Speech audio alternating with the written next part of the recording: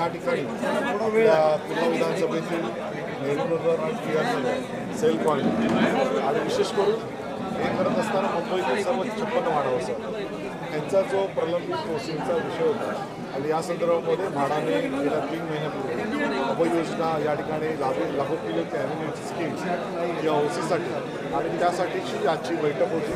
यामध्ये नेहरूनगर टिळकनगरचे सर्व जवळ 500हून अधिक गळीमाळ संस्थांच्या सदस्यांनी सहभाग घेतला। त्याच्यामुळे त्यांचे विविध प्रलंबित ओसीचे जे विषय होते त्या संदर्भात म्हाडाचे सर्वच संबंधित अधिकारी या ठिकाणी उपस्थित होते, वरिष्ठ अधिकारी होते आणि त्यांनी लोकांच्या विविध प्रश्नांना विविध समस्यांना त्याचं निराकरण सुद्धा केलेलं आहे आणि लवकरात लवकर प्रत्येक इमारतीचं ओसी ही पूर्णतः झाली पाहिजे या दृष्टिकोनातून आता आम्ही सर्व प्रयत्न करणार आहोत।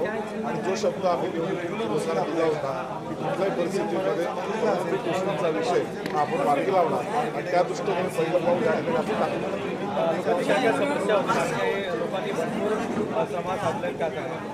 नक्कीच याच्यामध्ये विविध प्रश्न होते कारण त्यांच्याकडे आता डेव्हलप होऊन 15 ते 20 वर्ष होऊन गेली आणि या 15 ते 20 वर्षांमध्ये जे विकासक होते डेव्हलपर होते ते आज त्या ठिकाणी नाही आहे आणि त्यांनी जबाबदारीसुद्धा झटकलेली आणि त्याच्यामुळे आज संपूर्णपणे तो भार हा रहिवाशावरती पडतो आणि म्हणून या ॲम्युनिटी स्कीममध्ये आपण बघितलं असेल तर इंटरेस्ट वगैरे सर्व माफ या ठिकाणी केलेलं आहे। जिथे 20 लाख रुपये भरायला येत होतं तिथे फक्त 1.5 ते 2 लाख रुपये आपल्याला याच्यामध्ये फार मोठी मदत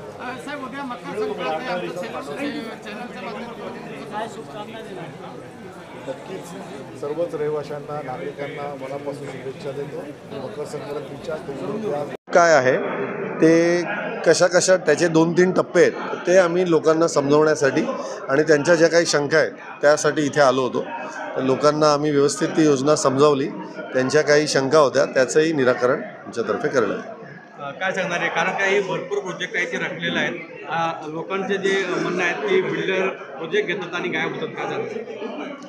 बघा आता ह्या सगळ्या जुन्या स्कीम आहेत त्याच्यामध्ये बिल्डर निघून गेले ही वस्तुस्थिती आहे आणि ही वस्तुस्थिती लक्षात घेऊनच इकडचे आमदार कुडाळकर साहेब यांनी हा उपक्रम राबवला। त्यांनी हा पाठपुरावा केला होता, आमच्या कार्यालयाशी शासनाशी त्यांचा पाठपुरावा होता आणि त्या पाठपुराव्यातून आता ही अभययोजना पुढे आलेली आहे। तर हा जो उपक्रम आहे या अभययोजनेतून तुम्हाला या ओसी ज्या मिळालेल्या आहेत, ओसी नाही मिळालेल्या आहेत त्यांना ओसी मिळायची ही एक संधी आहे।